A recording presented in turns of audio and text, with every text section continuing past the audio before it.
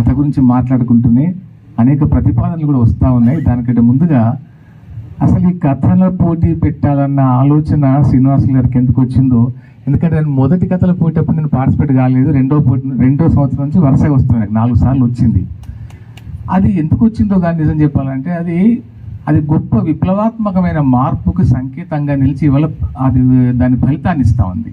అంటే ఒక వ్యక్తి ఆలోచనలోంచి, ఒక మహాత్ముని ఆలోచనలోంచి కానీ, గాంధీ కానీ ఇంకా మిగతా అనేక మందిని మనం ఉటంకించినప్పుడు ఒక గొప్ప కార్యక్రమానికి అంకురార్పణ ఎప్పుడైతే పడుతుందో దాని ఫలితాన్ని ఇవాళ మనం చూస్తూ ఉన్నాం. సార్ మా మేనమామ చిన్నప్పుడు ఒక మాట అనేవాడు, సార్, అరే దోస్తాను చేస్తే చూసి చేసుకోవాలరా,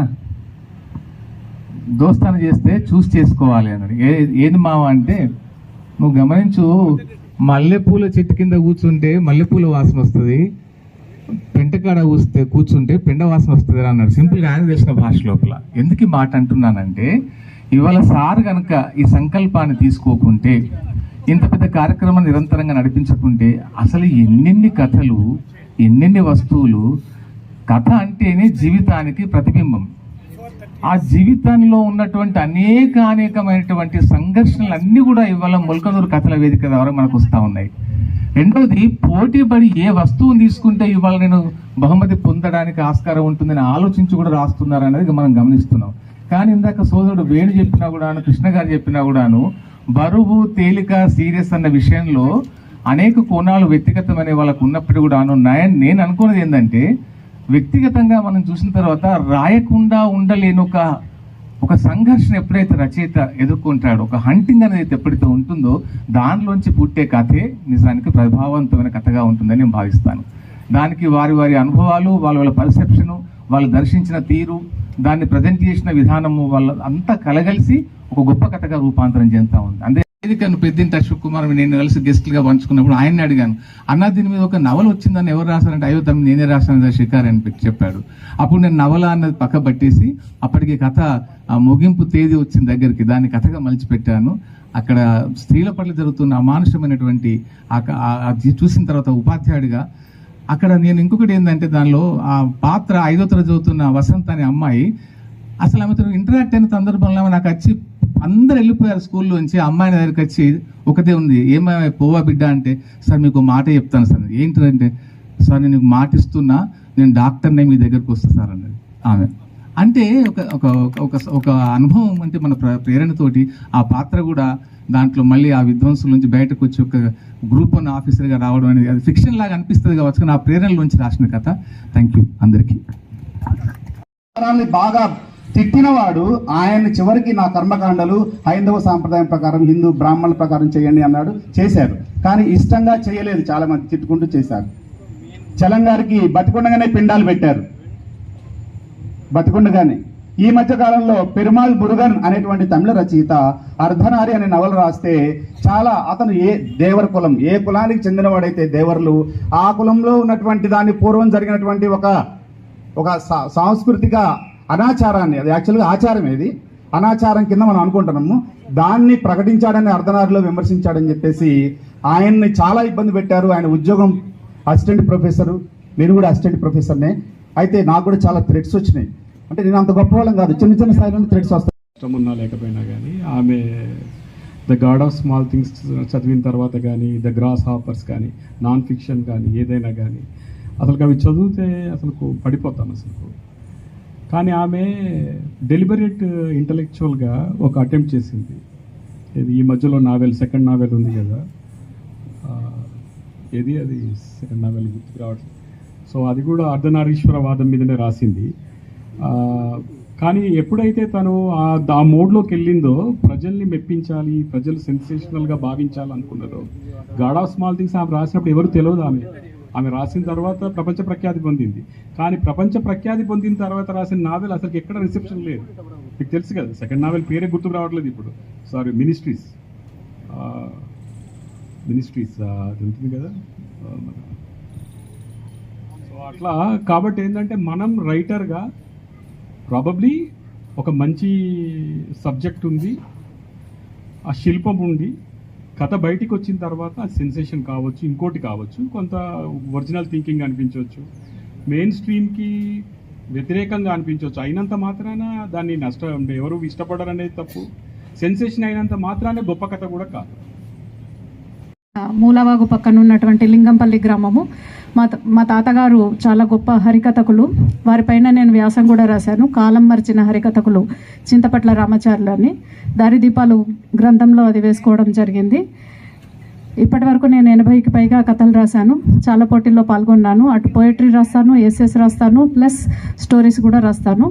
కథలకు నాకు మొదటి గురువు గారు డాక్టర్ ముక్తేవి భారతి గారు నా వెన్నుతోటి ప్రోత్సహించి నా కథా సంపుటలకు ముందు మాట కూడా రాశారు మేడం గారు. తర్వాత ఈ అవార్డు నాకు ఎంతో అపురూపమైంది. అపురూపాన్ని ఎందుకు చెప్పాను అని అంటే, జిల్లా స్థాయిలో నన్ను మొట్టమొదటిసారి గుర్తించారు మా మేడం గారు, డాక్టర్ అమృతలత మేడం గారు. నాకు జిల్లా స్థాయిలోనూ డాక్టర్ అమృతలత అపరూప కథా పురస్కారాన్ని ఇచ్చారు. తర్వాత నేను హుస్నాబాద్లో జడ్పిహెచ్ఎస్లో చదివాను. నాన్నగారు కేంద్ర ప్రభుత్వ ఉద్యోగి. ఇక్కడ ముల్కనూరులో కూడా నేను 1986లో వచ్చాను నాన్నగారితోటి 2 సార్లు. తర్వాత ఇంతకాలానికి ముల్కనూరు ఇలా అయస్కాంతం క్షేత్రంలాగా మమ్మల్ని మ్యాగ్నెట్ లాగా ఆకర్షించి వెంటనే వడివడిగా 22వ తారీఖు సేవ్ చేసుకొని, సార్ మళ్ళీ పెట్టండి నాది డిలీట్ అయింది ఇన్విటేషన్ అని చెప్తూ ఈరోజు వచ్చేసాము. ఇక్కడికి వచ్చిన తర్వాత ఇంతమందిని చూసి ఇంత స్ఫూర్తి, ప్రేరణ, తర్వాత ఇంకా మంచి కథలు రాయాలన్నటువంటి ఉత్సాహము, తర్వాత సమాజంలో ఉన్నటువంటి నికృష్టపు పోకడలు, అప్పట్లో మేము చూసినటువంటి సమాజము, మనం చూసినటువంటి భిన్న అనుభవాలు, బుసపోయి జ్ఞాపకాలు కావచ్చు. మిత్రులు ఇప్పుడు నాకు చాలామంది సెంట్రల్ గవర్నమెంట్ ఎంప్లాయ్ అవడం మూలంగా చాలామంది ముస్లిమ్స్, క్రిస్టియన్స్, హిందూస్ అన్నట్టుగా జాతీయ సమైక్యతతో పరిడవిల్లినటువంటి బాల్యం నాకుంది. ఇప్పటికి కూడా హన్మకొండలో మా మిత్రురాలు ఉంటుంది Nasreen Jahan. For the past 40 years నుంచి మా స్నేహం అలాగే ఉంటుంది. కాబట్టి నేను మైనారిటీ కథలు 6 రాశాను సార్. మెహందీ, ట్రిపుల్ తలాక్ పైన, జాజిపూలు, ఫలక్, మీసార్ నీఖా పైన, ఇట్లాంటివి 6 కథలు రాశాను. అవి నమస్తే తెలంగాణ బతుకమ్మలోను కూడా వేశారు. వేములవాడలో గుడి దగ్గర జరుగుతున్నటువంటి దురాచారాలు, జోగిని సంస్కరణల పైన కూడా రాశాను.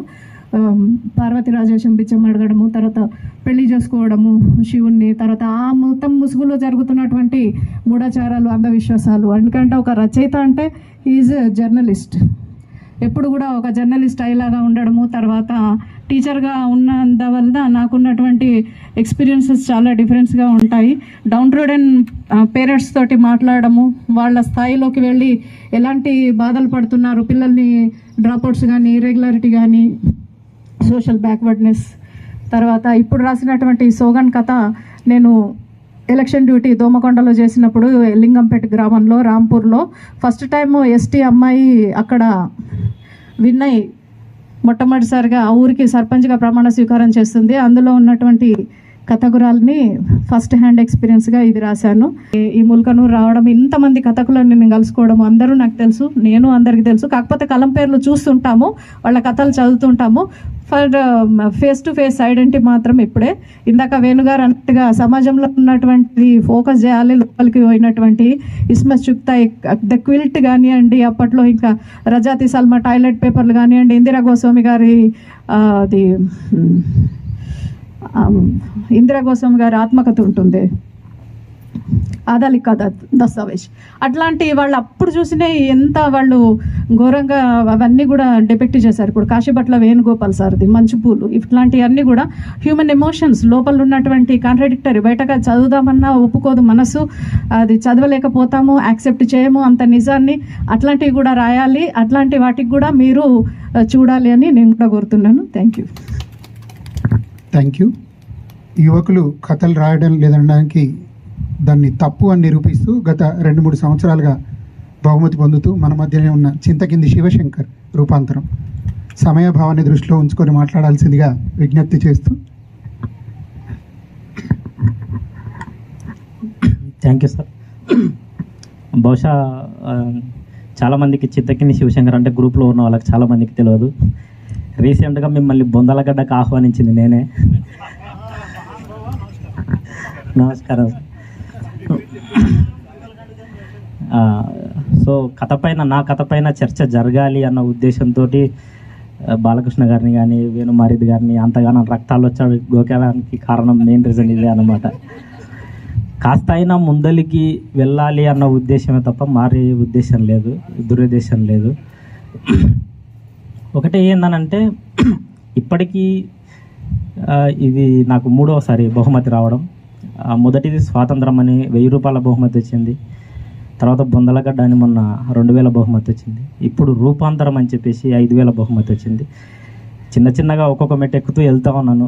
సో ఇంకాస్త ముందెళ్ళకి వెళ్ళాలి అన్న ఉద్దేశంతో 2000 కథల పైన ఎవరు స్పందించట్లేదు అన్న ఉద్దేశంతో నేను ఆ రోజు అంత రచ్చ చేయాల్సి వచ్చింది. అయితే నాకు ఇక్కడికి ముల్కనూరుకి వచ్చిన ప్రతిసారి ఒకటే ఒక ప్రాబ్లం ఏమవుతుందంటే, ఏదో అమ్మమ్మ వాళ్ళ ఇంటికి తాత వాళ్ళ ఇంటికి వెళ్ళినట్టే ఉందన్నమాట.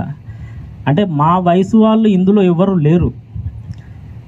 అంటే ఎప్పుడన్నా హాస్టల్లో ఉండే అమ్మమ్మ వాళ్ళ ఇంటికి వెళ్తే అందరూ అమ్మమ్మలు తాతలు కూర్చొని మాట్లాడుకుంటే మధ్యలో మేము వింటూ ఉంటాం కదా, అట్లే ఉందన్నమాట నాకు కూడా ఇక్కడ అన్నట్టు. ప్రస్తుతం నా వయసు 30 సంవత్సరాలు సార్. ఆల్రెడీ వేణన్న చెప్పిండు మేమందరం కథకలో సమాన వయసులే, కాకపోతే ఆలోచన రీతిలో ఖచ్చితంగా వేరియేషన్స్ ఉంటాయి, వయస్సు రీత్యా ఖచ్చితంగా వేరియేషన్స్ ఉంటాయి. అంటే ఇక్కడ నా ఉద్దేశం ఏంటంటే సార్, ఖచ్చితంగా సార్, ఎందుకనంటే నాకున్నది ఒకటే ఒక ఉద్దేశం సార్. ఇక్కడ కథల పోటీ అనేది కొన్ని 100 పుస్తకాలు చదివి మీరు కొన్ని 100 పుస్తకాలు చదివి ఉంటారు, కొన్ని 10 పుస్తకాలు చదివినవని నేను, కొన్ని 100 ఆలోచనలు, కొన్ని 100 కష్టాలు పడ్డవారు మీరు, 1, 2 దాటుకొని వచ్చినవని నేను. నన్ను కథ రాయమని మీ మధ్యలో తీసుకొచ్చి పెడితే నేను కథలో విజయం పొందడం అనేది చాలా కష్టం. ఒకటి ఏంటంటే కథాంశం కొత్తగా ఉండొచ్చేమో కానీ శైలిలో వేరియేషన్ ఉంటుంది ఖచ్చితంగా. ఎందుకంటే మీరు ఆల్రెడీ కొన్ని 100,000 కథలు రాసిన వారు కాబట్టి మీరు చేయి తిరిగి ఉంటుంది.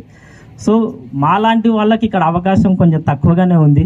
ఇక్కడికి వచ్చిన తర్వాత కూడా నేను మా మిత్రులు చూసుకుంటున్నాం, ఎంతమంది ఉన్నారు మన వాళ్ళు, మన వయసు ఉన్న వాళ్ళని చూసి 2-3 మాత్రమే కనిపిస్తాను. నేను పోయిన సంవత్సరం కూడా శ్రీనివాస్ గారికి ఇదే రిక్వెస్ట్ పెట్టాను, ఒక 10 బహుమతులు యువకులకు అని పెట్టేసేయండి అని చెప్పేసి ఇదివరకు నేను ఒకసారి రిక్వెస్ట్ పెట్టాను, మళ్ళీ రిక్వెస్ట్ పెడుతున్నాను సార్. ఒక 10 కథలు మాత్రం యువకులకు, ఎంత బహుమతి అన్నది సంబంధం లేకపోయినా కానీ కనీసం ఇందులో యువకులు మిమ్మల్ని నుంచి మేము నేర్చుకోవాలి అని అంటే మేము ఖచ్చితంగా ఇందులో పార్టిసిపేట్ చేయాలి. ఇది వీడియోలో మాత్రం పేపర్లో మాత్రం వచ్చి మేము ఇన్స్పైర్ అవుతామని అనుకుంటే చాలా తప్పు అది. ఎందుకంటే మాకు ఫేస్బుక్లు ఉన్నాయి, ఇన్స్టాగ్రామ్లు ఉన్నాయి, ట్విట్టర్లు ఉన్నాయి, చాలా సోషల్ మీడియాలు ఉన్నాయి. అందులో కథలపైన చర్చలు నడవవు. ఓన్లీ సెలబ్రేషన్స్ పైన మాత్రమే, ఓన్లీ సెలబ్రిటీల పైన మాత్రమే, ఓన్లీ కాంట్రవర్షియల్ థింగ్స్ పైన మాత్రమే చర్చలు నడుస్తాయి. వాటిపైన మాత్రమే మేము ఏకాగ్రతగా కూర్చుంటాం. కాబట్టి కథలకు మాకు అవకాశం కల్పించండి. కానీ పరిస్థితులు మనం అనుకున్నంత ఈజీగా ఉండవు. సినిమాల కథలు చెప్పాలంటే చాలా అడ్డంకులు ఉంటాయి. ఆ తర్వాత రీసెంట్గా నా ఫ్రెండ్ శంకర్ సజెషన్తో లాస్ట్ టైం నేను రాసిన ఒకటే ఫస్ట్ కథ బతుకునమ్ముడు సావనుగోనుడు అని, సింగరేణి రిటైర్డ్ కూడా కాదు, ఏమంటారు, కారుణ్య నియామకం వల్ల అలా కొడుక్కి జాబ్ ఇచ్చి మిగిలిన ఆస్తంతా కొట్టుకున్న ఒక ముసలైన కథ రాసిన. దానికి 5000 బహుమతి వచ్చింది మొదటిసారి. సో ఆ కథ అంటే ఆ బహుమతి కన్నా నన్ను ఇంకా ఎక్కువ ఇన్స్పైర్ చేసింది ఒక ముసలైన నాకు ఫోన్ చేసిండు ఆ కథ చదివి. యాక్చువల్గా నాకు మాట్లాడడానికి కూడా సరిగ్గా రావట్లేదు. నేను అతను ఎవరు అని అడ్రస్ తెలుసుకొని ఆయన ఇంటికి పోతే ఆయనకి 2 కేర్ టేకర్లు ఉన్నారు. ఆయనకు వాటర్ తాగిపోయడానికి కూడా ఒక మనిషి ఉన్నాడు. కానీ ఆయన టైం తీసుకొని నాకు ఫోన్ చేసి కథను అప్రిషియేట్ చేస్తే నాకు చాలా బాగా అనిపించింది. సో ఇంకా కథలు రాయాలి, కథలు చెప్పాలి అని చెప్పి మళ్ళీ ముల్కనూరులోనే రెండో కథగా ముల్కనూరుకే పంపిద్దామని ఇంకో కథ నేను ఇండిపెండెంట్ ఫిలిం లాగా చేద్దామని ఎప్పటి నుండో అనుకుంటున్న కథ. నార్మల్గా ఇల్లు లేకుండా బ్రిడ్జ్ కింద బతికే ఒక చిన్న పిల్లాడు, 8 ఏళ్ళు ఉంటాయి వానికి. ఇప్పుడు నేను 28 ఏళ్ళు నా మీద ఉండి కూడా నేను ఇప్పుడు డబ్బులు అడుగుతూ ఉంటాను ఇంట్లో. కానీ ఆ 8 ఏళ్ళు ఉన్న వాడు బతుకు భారం మొత్తం వాళ్ళ ఫ్యామిలీది మొత్తం బొగ్గులో సంచిలాగా మోస్తూ ఉంటాడు. వానికి నాకు మధ్య వ్యత్యాసం ఏందని వాని వెనకాల ఒక 3 నెలలు తిరిగి, చిన్నపిల్లలు మన సైడ్ మనం లక్షలు పెట్టి ఫీజు పంపించి స్కూల్ వ్యాన్ ఉంటే నేను స్కూల్ పోను అంటూ ఉంటారు. కానీ వాడు అక్కడ బ్రిడ్జ్ కింద బతికేటోడు చదువు అంటే చాలు వాళ్ళ అమ్మ వాతలు పెడుతుంది. ఈ వ్యత్యాసం నన్ను చాలా కలిసివేసింది అనమాట. సో ఆ కథ చెప్పాలని చెప్పి అది సినిమాలాగా నేను తీయలేకపోతున్న 3 సంవత్సరాలు ఉన్నని కథలాగా రాద్దామని రాసిన రెండో కథ. దానికి కూడా బహుమతి వచ్చింది. ఇచ్చినందుకు చాలా థ్యాంక్ యూ అండి. అంతే అండి, బహుమతులు వచ్చిన అందరికీ కంగ్రాచులేషన్స్. నాకు ఈ టైం ఇచ్చినందుకు thanks a lot. Thank you sir. మా గ్రూప్లో యాక్టివ్గా ఉంటూ ఇక్కడ ఉన్న ఎస్వి కృష్ణ గారిని మాట్లాడాల్సిందిగా ఆహ్వానిస్తున్నాం.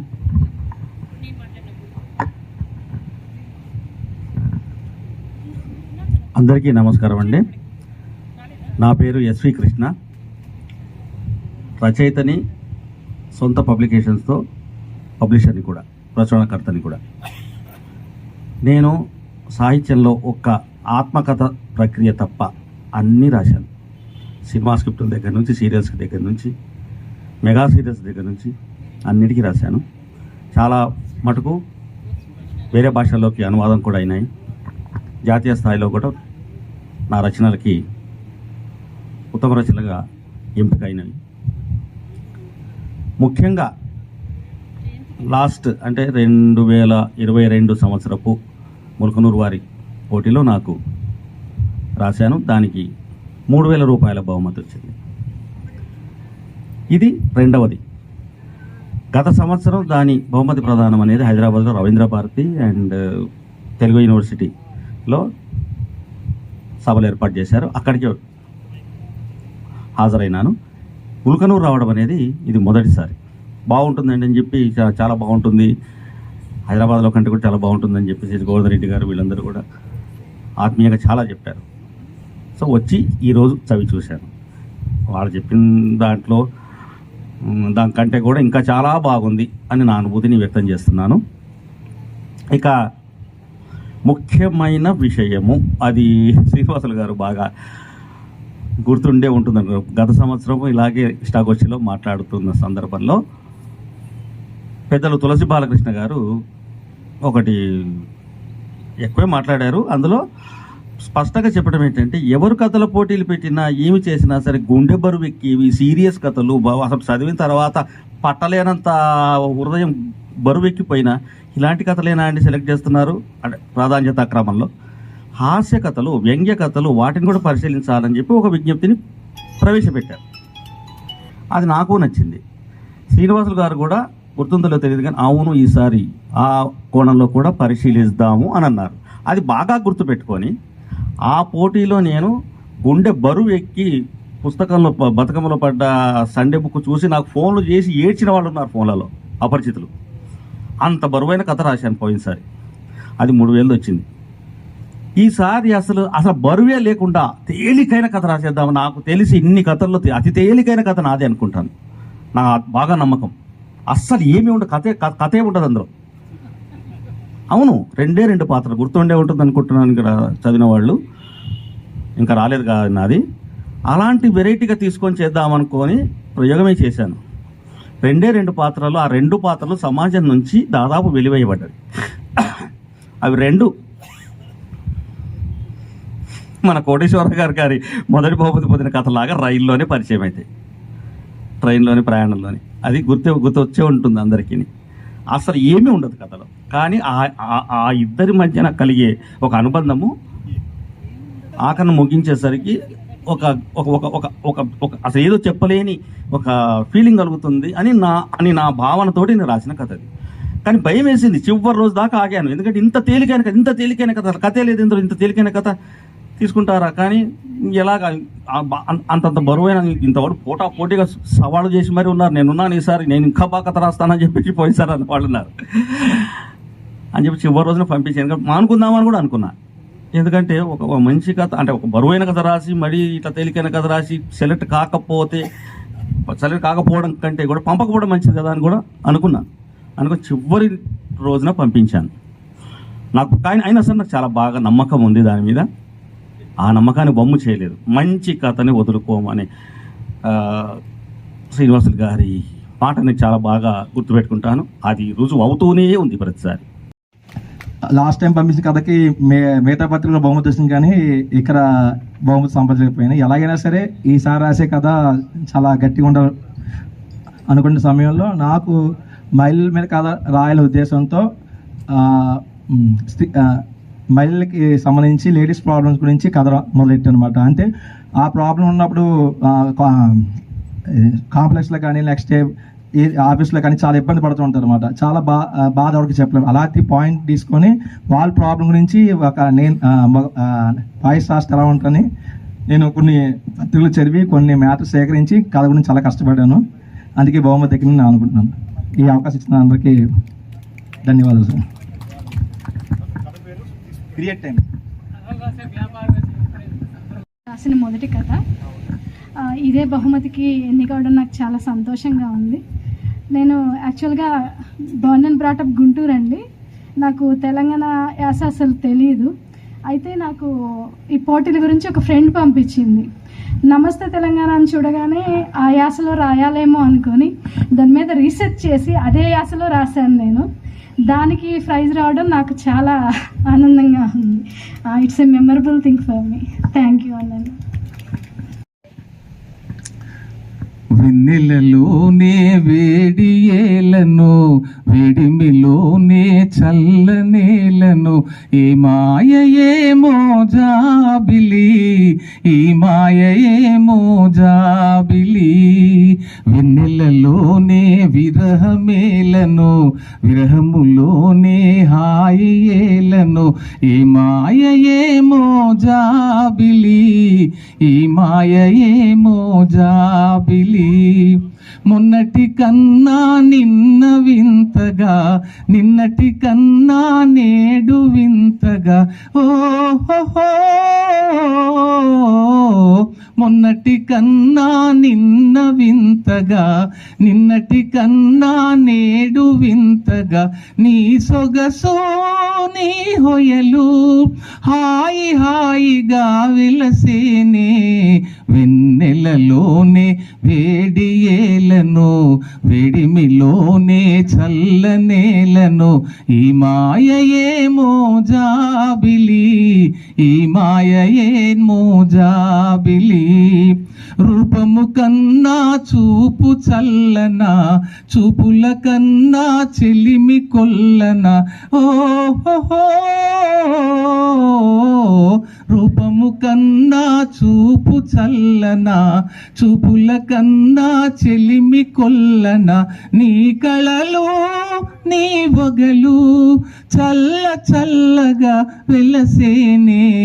వెన్నెలలోనే వేడియేలను, వేడిమిలోనే చల్లనేలను, ఈ మాయ ఏమో జాబిలి, ఈ మాయ ఏమో జాబిలి. మరి ఇదంతా కథకులుగా వెన్నెల్లో వేడి పుట్టిస్తాం, వేడి లోపల చల్లదనాన్ని పుట్టిస్తాం కాబట్టి అందుకే ఈ పాట పాడాను. Thank you very much.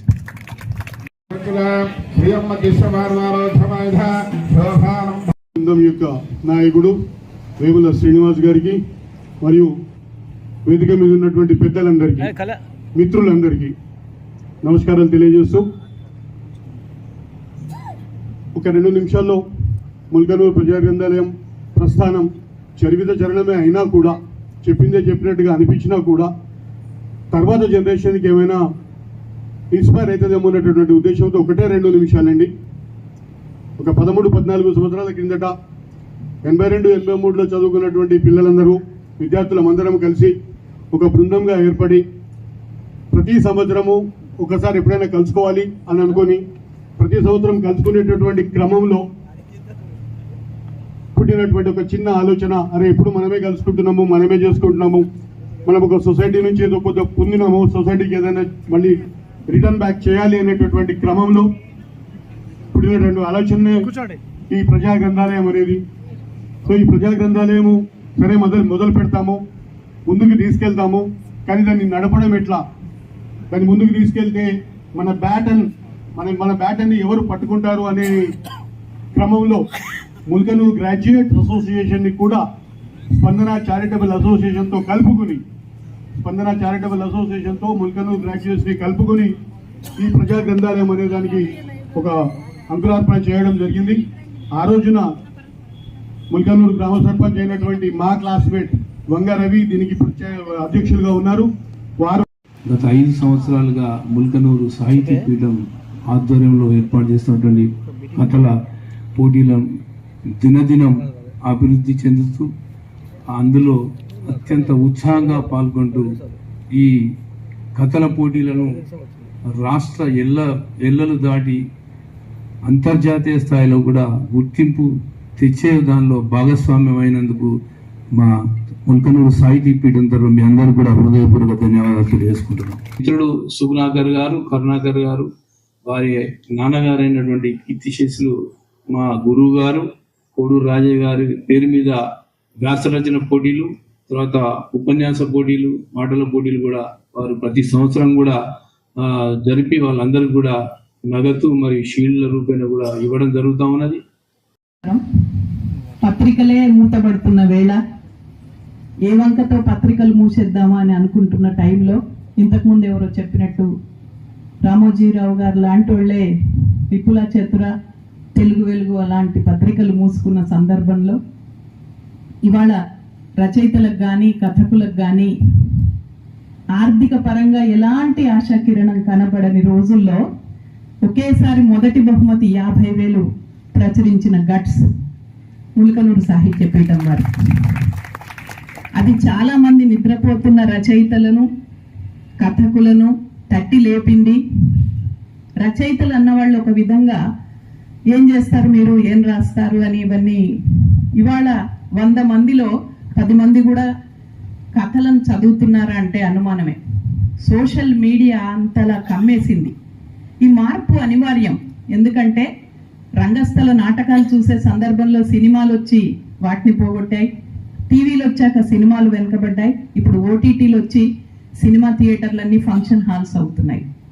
సమాజంలో ఇట్లాంటి మార్పు అనివార్యం. కానీ మనం మొదటి నుంచి కనుక చూసుకుంటే స్వాతంత్రోద్యమ పీరియడ్ నుంచి మొన్నటి మన తెలంగాణ పోరాటం వరకు సాహిత్యం పాత్ర చాలా గొప్పది. సాహిత్యం లేకపోతే మనిషి జీవితం పరిమళం లేని పువ్వు లాంటిది, ప్లాస్టిక్ పువ్వు లాంటిది. తప్పకుండా కథలు, నవలలు, సాహిత్యం చదివిన వాళ్లకు చదవని వాళ్లకు ఆలోచన, అవగాహన దృష్టిలో చాలా తేడా ఉంటుంది.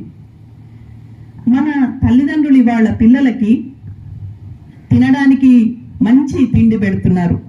ప్రభుత్వం వారు కూడా హాస్టల్స్ లో మంచి భోజనం పెడుతున్నారు. అట్లాగే వాళ్ళకి బట్టలు ఇస్తున్నారు. మంచి చదువు చెప్పించడానికి మంచి మంచి పాఠశాలల్లో చదువు నేర్పిస్తున్నారు. ఇవన్నీ ఒక రూపంలో జరుగుతున్నాయి. శరీరానికి పోషణ, అట్లాగే మేధస్సుకు పోషణ, ఇవన్నీ జరుగుతున్నాయి.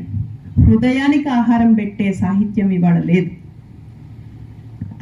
ఆ ధోరణి, ఆ కోవ మొత్తం పోయింది. మనం చదువు, సంస్కారం, విద్యా బుద్ధులు అంటాం.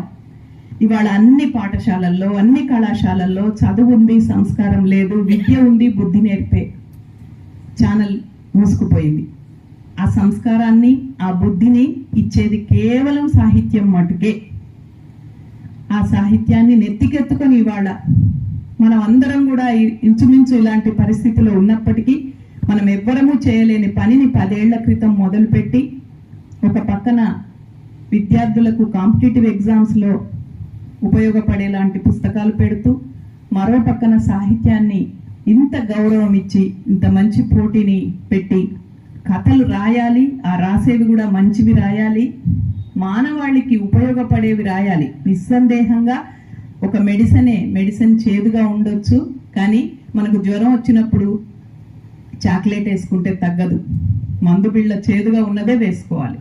కాబట్టి సాహిత్యం, సినిమాలు ఇవన్నీ ఏవైనా కూడా ఎప్పుడైనా ఉత్సాహకరంగా షుగర్ కోటెడ్ పిల్లగా చెప్పేది అట్లానే చెప్పాలి, కానీ తప్పకుండా మంచే చెప్పాలి.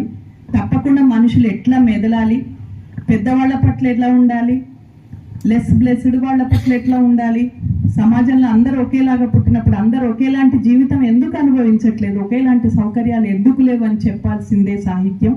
అటువంటి సాహిత్యానికి ఇంత గౌరవం ఇచ్చి, ఇంత చక్కటి పోటీ ఏర్పాటు చేసి 2 తెలుగు రాష్ట్రాల్లో కథకులందరూ ఉత్సాహంగా ఎదురు చూసే ఒక గొప్ప పండుగను ఇంత మంచి కుటుంబ వాతావరణంలో ఏర్పాటు చేసినందుకు ముల్కనూరు సాహిత్య పీఠం వారికి, దాని బాధ్యులందరికీ, ముఖ్యంగా వేముల శ్రీనివాసులు గారికి, అలాగే ఈ కథలను సామాన్య పాఠకులకు చేరువకు తీసుకొస్తున్న నమస్తే తెలంగాణ వారికి అందరికీ హృదయపూర్వక ధన్యవాదాలు. సాహిత్యం అనేది మానసిక వికాసానికి, శారీరక సామాజిక వికాసానికి కూడా అంతే అవసరం. సో ఇలాంటి ఒక వికాసాన్ని కలిగించే మంచి ప్రక్రియను అందించాలి అంటే ఆ అందించే వాళ్ళకి ఒక ప్రోత్సాహం అనేది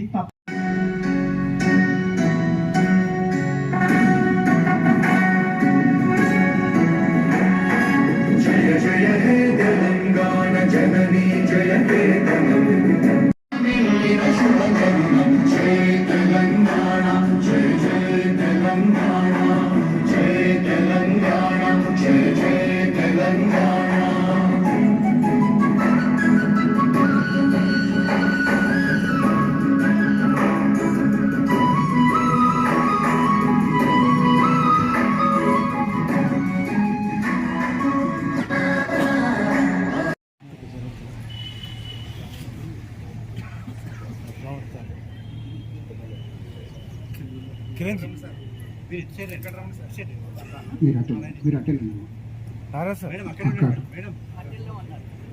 వీర నారీమణి మనందరికీ తెలియాల్సిన విషయం. ఇక్కడికే 3 కిలోమీటర్ల దూరంలో ముప్పారం అనే గ్రామం ఉంటుంది.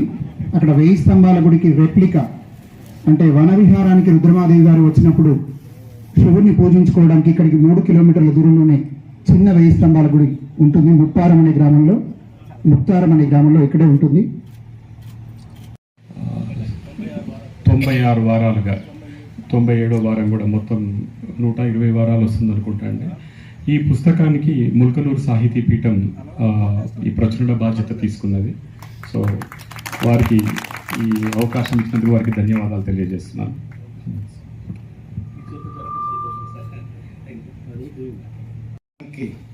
కానీ ఈ ప్లేసు కాకతీయ సామ్రాజ్యం దాకా వెళ్ళాలి.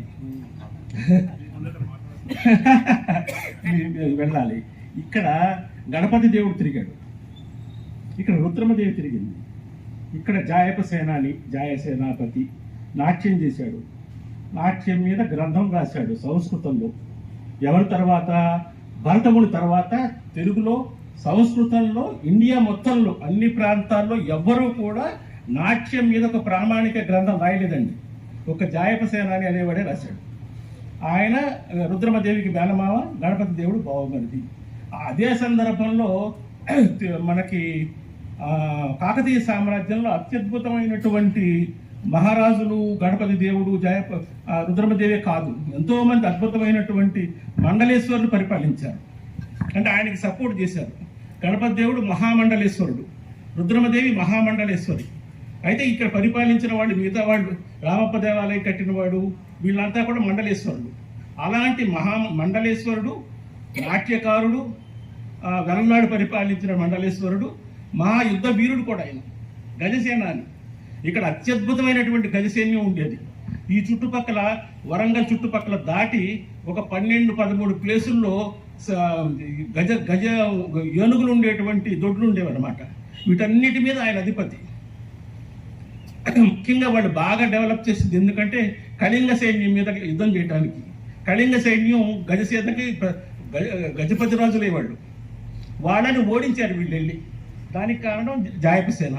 ఇవన్నీ చేసి ఆయన నాట్యంలో గొప్పవాడు, నాట్యకారుడు. ఈ ప్రేరణ అనేటువంటిది, ప్రేరణి నాట్యం అనేటువంటిది తయారు చేసింది ఆయన. అది నృత్యం. ఇప్పుడు నృత్యం అనే పదమే వాటల్లా.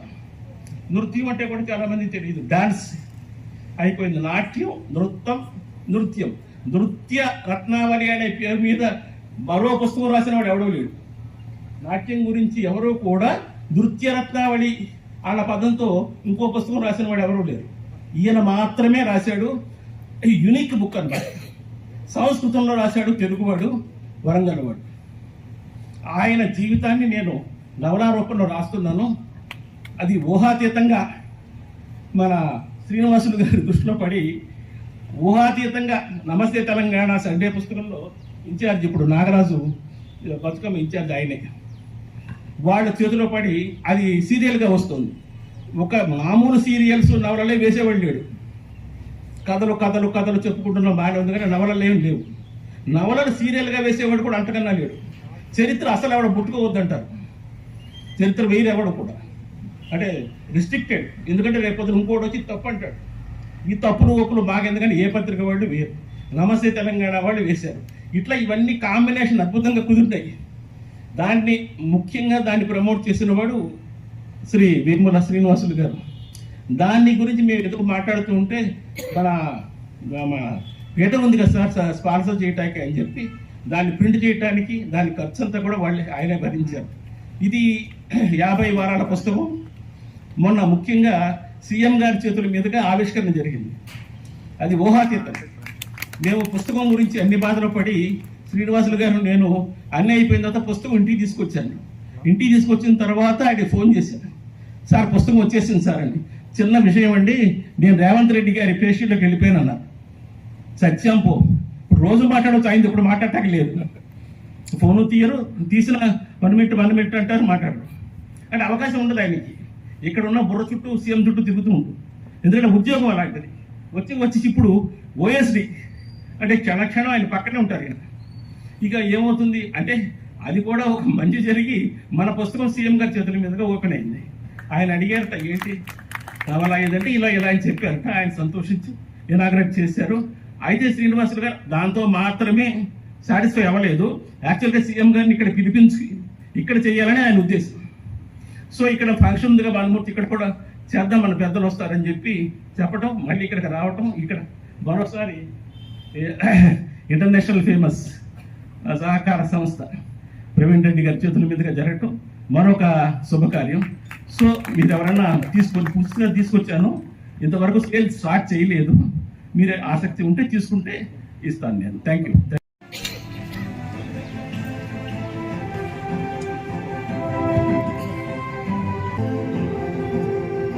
మనందరికీ తెలుసు ప్రపంచంలో వెనుకక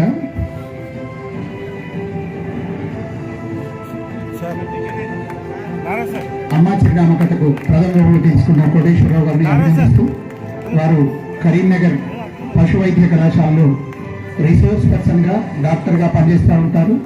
వారికి వైద్య వృత్తితో పాటు జంతు ప్రేమ కూడా చాలా ఎక్కువగా.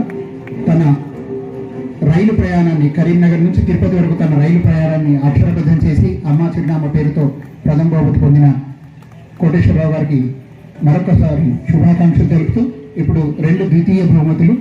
తెలంగాణ అస్తిత్వం అంటేనే, తెలంగాణ జీవన విధానం అంటేనే బొంబాయి, బొగ్గుబాయి, దుబాయ్ ఆ నేపథ్యంగా వీరు విశ్రాంత ఉపాధ్యాయులు. వారు రాసిన కథ ఇసుక తైలం 2వ ద్వితీయ బహుమతిగా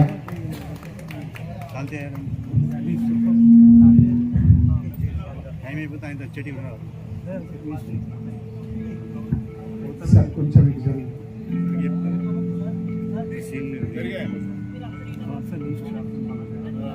సమ్మెట ఉమాదేవి గారు ద్వితీయ బహుమతి.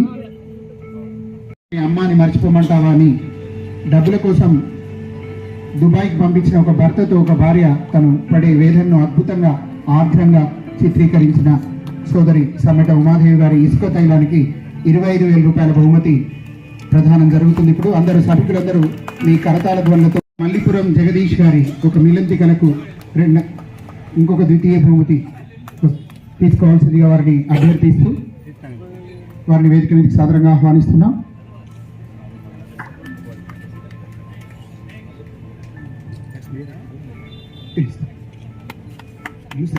అయిపోతుంది.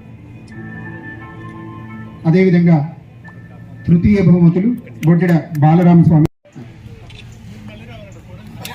అదేవిధంగా సయ్యద్ గఫార్, శ్రవణ గంటి సుజన.